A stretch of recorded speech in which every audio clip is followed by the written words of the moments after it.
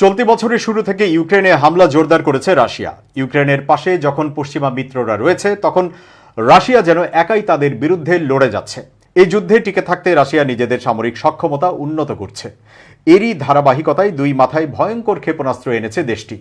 News উইকের এক প্রতিবেদনে এই তথ্য জানানো হয়েছে। প্রতিবেদনে বলা হয়েছে, KH-101 নামের একটি ক্রুজ ক্ষেপণাস্ত্রের আধুনিকায়ন করেছে রাশিয়া।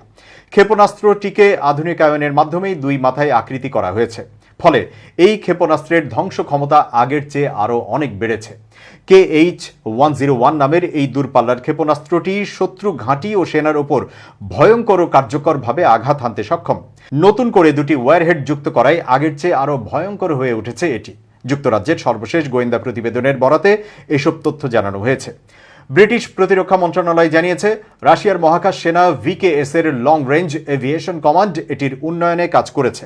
তারা রাশিয়ার প্রধান দূরপাল্লার এই ক্ষেপণাস্ত্রের সক্ষমতা আগের চেয়ে অনেক উন্নত করেছে। আগে একমুখী হলেও এখন এটিতে দুটি মাথা যুক্ত করা হয়েছে।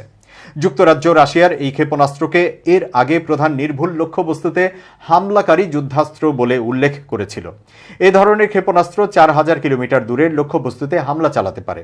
এটিকেই কাজে লাগিয়ে ইউক্রেন যুদ্ধে কিয়েভের জ্বালানি অবকাঠামোতে হামলা চালিয়ে আসছে রুশ সেনারা। এছাড়া উচ্চতা অনেক কম হওয়ায় যে কোনো শত্রু দেশের রাডারকে এ ধরনের ক্ষেপণাস্ত্র ফাঁকি দিতে পারে বলে জানিয়েছে strategic and international studies centre.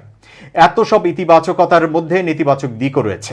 যুক্তরাজ্যের গোয়েন্দা বিশ্লেষণে দাবি করা হয়েছে, আধুনিকায়নের ফলে এই ক্ষেপণাস্ত্রের সক্ষমতা কমেছে।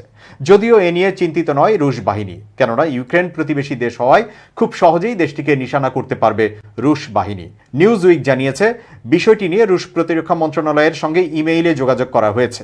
তবে এ বিষয়ে তারা কোনো জবাব দিয়েছে কিনা তা প্রতিবেদনে জানানো হয়নি।